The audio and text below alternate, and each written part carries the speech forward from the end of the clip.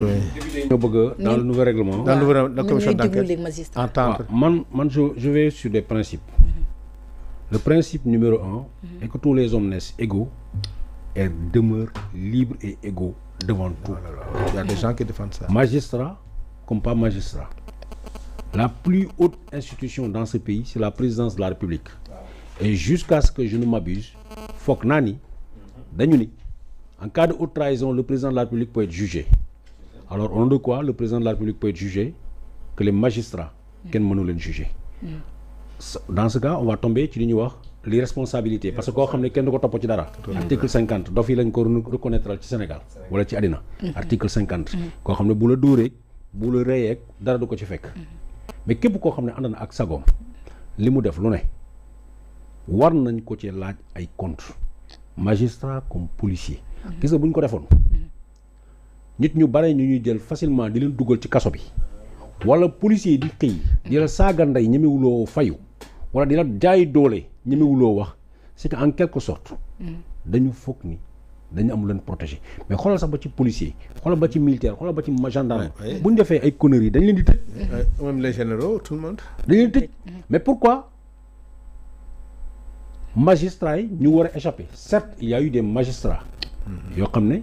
jugé nañ leen ndax nañ leen seen liggéey ainsi de suite mais je n'ai pas de souvenir waxuma amul magistrat yu ñu tëj mën na am mais dama ne les magistrats doomi aadama la avec ses tares avec ses faiblesses avec ses bassesses parce que léeg-léeg des façons il def ay erreurs nit mu neex non waxuma la sa erreur mais maa tey dama lay def li te dara mënoo ci dara abus de pouvoir alors un pouvoir absolu parce que en quelque sorte dafa mel ni pouvoir absolu lañ leen jox un pouvoir a besoin de contre-pouvoir pour être arrêté à défaut d'être arrêté ñu yemale ko donc ça c'est très important moo tax soo xoolee tey tous les jours ñu ngi jàpp ay nit damay jël le cadre ba fa bayot jàpp nit enquêteur ba nga xam ne deful liggéeyam nu jox ko nit nga juge nga tuumaal ko nga ne entendre nga ko nga bâcler enquête bi juste sa objectif mooy pour ñu dugal ko ci kaso bi man pour man enquêteur boobu dañ ko war a entendre dañ ko war a poursuivre dafa war a rendre compte ci li mu def juge d'instruction procureur ba nga xam ne indi nañ leen nit tu as tous les éléments ni kii lu ñu koy toppee dafa ca dara mais parce que soit da nga waxtaan soit da nga am ko yoo xam loo seq ak moom nga ne kii foo mu dugal ko ci kaso bi procureur boobu dañ ko war a topp ki nga xam ne mooy le juge d'instruction bi jàpp nit mu war a def ay instruction deful la nga xam ne moo ko war parce que loolu la ñu war dans ce cas la prévarication manquer à son devoir volontairement et involontairement dëkk bi xam nañu dëkk bi xamante nañu xam nañu am na ay dossiers dema maa ngi j'ai adoré quand j'ai vu Ousmane Sonko dans cette position là parce que xamul tax ñun ñu xeex ñun ñu porter le combat bi tey ñiy dégg monsieur le député monsieur le maire ak monsieur le DG ak monsieur le ministre kenn xamu leen ñu jël suñu bakkan tayle ko ne lii foog mu changer ñun ba tey nit ñi ñu ngi ñëw di ñu jooyoo seen métit seen injustice yu leen di jaay mënuñu jot man Ousmane Sonko dama koy jot waxuma pour man mënuñu jot pour ñu régler problème mu ñooñu alors que ñooñu dañ leen ne woon bu Diomaye Faye yi ñëwee bu Ousmane Sonko ñëwee dëkk bii on va réparer les injustices les mêmes injustices continuent tey dañ ko def Ousmane Sonko mais xam nga ñaata junni dossier lañu xëy ci tappale ci fen ñu yóbbu ko Cour suprême ñu valider ko je parle man lu nekk sama xel laay wax suma xol laay wax dama lay jëlal le dossier Taraf c'est un dossier que j'adore 7 chefs d'inculpation pour Saïd Taraf ak doomam Alia Taraf ñu sàcc ñu détourné doyen juge ba fa nekkoon mooy le Serigne Bassirou Gueye moo enquête moo ordonné une enquête à la section de recherche ils ont visé 7 chefs d'inculpation détournement de fonds publics détournement de fonds sociaux faux usage de faux ainsi de suite 7 ñu chargé dossier bu ñu déféré leen procureur demandait l'ouverture d'une information judiciaire Serigne Bassirou Gueye moo demandé l'ouverture d'une information judiciaire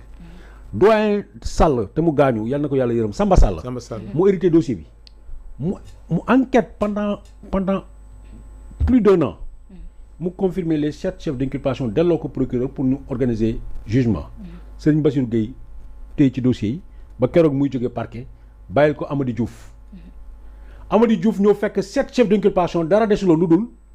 mu demander l'ouverture mu renvoyer li ñu wax définitif réquisitoire définitif pour que ñu dem jugement mu jël dossier bi supprimer 6 chefs d'inculpation parce que man dama ne woon Serigne Bassirou Gueye la Serigne Bassirou Gueye woo na ma mu ne ma Babacar la nga may wax da nga ma tooñ man defuma ko dossier bi ci Amady Diouf la nekkoon mu ngi may dégg ñu effacé 6 chefs d'inculpation je te parle de milliards ñu effacé ko mu des benn chef d'inculpation moom le xam nga bu la procureur defee dara wala juge d'instruction defee dara d'accord loolu da ngay dem chambre d'accusation Ndoye moo fa nekkoon le président de la chambre d'accusation la nga xam ne kenn xalaatul mu génne ko le faux et usage de faux xam nga faux usage de faux la dafa am benn waay ju tudd Fouad Taraf il est décédé en 2012 moom ku tudd Adel Taraf moom ak beneen Taraf bi muy Saïd Taraf ñoom ñett la seen papa bàyyil ay alal Saïd Taraf dem rakkam frère am boo xam ne dee na depuis 2012 en 2019 mu dem leb xaalis ci tuuru kooku tayale ay immeuble am alors que nit ki dee na depuis 2012 mu ne mu ngi dund mu jël ci alalu Adel Taraf yi ak Adelu Fouad Taraf mi gaañu 2012 ay avocat représenté ko mu ne avocat yi sama famille moo leen ni yónni ñu engagé la responsabilité de quelqu'un qui est mort jël ay immeuble am dugal ko ci bor de 23 milliards xanaa boo effacé lépp sax la nga xam nit ki mënuloo ko delloo ci àddina ñëpp xam nañ ñi dee na le faux usage de faux reste constant Ndoye mu dindi le faux usage de faux buñ la ko dindee foofu boo d'accordulee dans ce cas chambre d'accusation yàqee say chambre d'accusation c'est comme la cour d'appel bu la defarulee décision bu favorable da ngay dem cour suprême te je parle pour l'histoire le procureur le ministre de la justice tey Ousmane Diagne moo nekkoon procureur général bu Dakar bi ñu ko indilee dossier bi dafa fëgg ci table bi moom moo renvoyé dossier bi vers la cour suprême mais il faut ñu rouvrir dossier bi d'accord c'est-à-dire le procureur général lui-même ànd ak la famille se pourvoit en cassation la cour suprême a décidé que cette affaire-là tout est normal tout est ko gonga te xam nañu ni mais ku dof moo dof mais ku doful xam nga ni semaine lundi la commencé semaine bu ñu la nee jeudi la commencé xamal ni loolu tappale la mais dañu teg arsenal juridique bi de sorte que lorsque la cour suprême décide une affaire ça ce qu'on appelle le caractère de l'autorité de la chose jugée mënoo ci delluwaat de force jugée ba ñu ko defee nag Ousmane Sonko mu utiliser beneen artifice bi nga xam ne sénégalais yu bari xamuñu ko mooy rabat d'arrêt mooy lan mooy on demande à toutes les chambres réunies parce que cour suprême dafa bëri ay chambres chambre administrative chambre criminelle chambre lii mais c'est toutes ces chambres là ñooy réunir ñu xool léegi chambres yooyu réunir ñoo ne Ousmane Sonko ne ko ndam demul ndam dikkul mënatoo ubbiwaat dossier Mame Mbaye Niang mais loolu aussi Babacar warul nekk mbégteel parce que ñoom ñoo ko defoon est-ce que ñooñu daan tourné waat non ñu ko defoon du moom mais ñun ñu doon yuuxu ne leen mais magistrat yooyu premier ministre bi koy wax magistrat yooyu ba tey ñoom ñoo magistrat yooyu ñoo nekk fi ñu nekk amul changement ça fait moins d'un an tu ne peux pas créer de nouveaux magistrats mais c'est impossible mais ba tey ñoom ñoo da ngay teg ay réformes da ngay déglu ña nga xam ne daawuñu la woon fenn ña nga xam ne bi nga jaxase woon ñooñu ñoo fi taxaw sa wet nga déglu leen ñu wax la ni dëkk bi di fonctionner Ousmane Sonko c'est le premier ministre il est super conseiller mais xam nga ban conseil la am yan information la am yi ko service am bëgg mu xam moom lay xam d'accord ok service am yi ñu mooy ñan ñi nga xam ne bu ñu sañoon tey du dëgg monsieur le premier ministre c'est vrai qu'est-ce qu'ils n'ont pas utilisé pour le bloquer tey ji bu fekkee ne ñëw na ña nga xam ne moo doon canaux yi joxoon dooleem ña nga xam ne ñoo taxawoon doon ko woon nii la mu ne ñooñu noo xaar leen sama service yi ñoo may wax boobaa ñu seetaan ko ak service am yi nii lay demee léegi nag on peut sortir de tout ça dans son cas mais il ne s'agit pas de faire nouveau comme ñenn ñi nuñ ko bëgg a gëmloo parce que on n'a rien inventé lu ñu wax lu ne am na fu ñu ko waxoon lu ñu def lu ne am na fu ñu ko defee woon ba pare ñun suñu référence le code de procédure pénale ou le code pénal sénégalais a été calqué sur le code pénal français c'est les mêmes dispositions il y a une possibilité qu'on appelle la procédure de révision de jugement révision de jugement bi da ngay demander ñu autoriser la révision d'un jugement. Même lorsque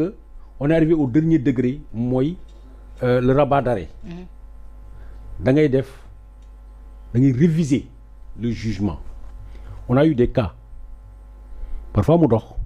parfois du dox. Le cas Omar Haddad en France. Omar m'a tué. Ainsi de suite. Omar m'a tué. Parce qu'on s'inspire toujours de li nga xam ne gis nañ ko feneen. C'est vrai, la jurisprudence. Il faut la réouverture du jugement. Mais loolu il faut que nga jël ay experts yu xam loolu ba pare nga doog a leen apporter ce fait nouveau. Ousmane Sonko dama gis et j'étais très content de le voir énervé, taper sur la table parce que nous on a reconnu Ousmane Sonko bi ñu doon àndal. Waaw bi moom. da nga poser une question ne est-ce que ces affaires-là vont être jugées. xaw ma ñeneen lu ñu xalaat de mais Ousmane Sonko boo waxee ak moom dafal naa ni yëf yi dinañ ko ubbiwaat. waaw. Moi il m'a dit à plusieurs reprises xam nga man maa njëkkoon a taxawal Sénégalais ne leen li ma xam ci dossier enquête tu avec Adji Sarr. waxuma amul Sénégalais yi ko xam mais bëriwut. dama ne woon damay bind livre boobu léegi da nga ma gis may bind livre. binduma xam nga lu tax. Lorsqu'une affaire n'est pas terminée, on ne l'écrit pas, on ne la raconte pas. Parce qu'après, les évolutions, les faits qui vont arriver après, bu fekkee ne ñëw na sa livre dafay nekk un peu caduc. Tout à fait parce que si semaine bee passe rek yaa ngi doon wax ci wàllum dossier bi à notre grande surprise premier ministre ñëw adduwaat si dossier ba nga xam ne Babacar waxoon nañ ko. il est acteur, il a subi comme. waaw comme des fois dañuy jig duñu dugal si ruq li ñu jàngal. dañu jàngal yenn articles yi. xam naa nag ci loolu mi ngi ñu ko doon informé sax avant premier ministre di ko mais comme temps bi daf ñoo xoj. si ba tey si mbirum assemblée nationale gis nañ Pape Djibril Fall ak ki nga xam ne moo di honorable député Thierno Alassane Sall ñu ngi wax si mbirum ASER bëgg nañ mbiri leer ba tax nañoo gis sax ku ñu ubbi ab commission d'enquête ñu leeral lépp lu jëm si wàllum marché ASER bi nan nga ko gisee. waaw merci Babacar moom muy wax. c'est xam naa bon ce qu'il a vécu mooy li dal Ousmane Sonko rek boo ko bàyyee moom dootul arrêter parce que. les gens qui ont vécu. dans leur chair. des gens qui sont sacrifiés joxe seen bopp. ñoo xam ne def naa seen njaboot sax bu ñu génn seen kër du leen wóor na dinañ ñibbisi. donc il a osé honorable li ngay wax nii. vous avez osé. gis nga studio bi nga nekk nii. moo nekkoon sama néeg di. pendant 3 ans. pendant 4 ans. fii moo nekkoon sama néeg fii laay fanaan. du ma dem kër ga. su ma njaboot duñ ma gis kenn du ma gis bés mu ne xam nga lu ma doon wax suñ may rey yàlla bu ñu fa fekkaalee ñeneen ñu ñuy reyaale. je m'en souviens il y avait une attaque. dama doon wax ni buñ may rey.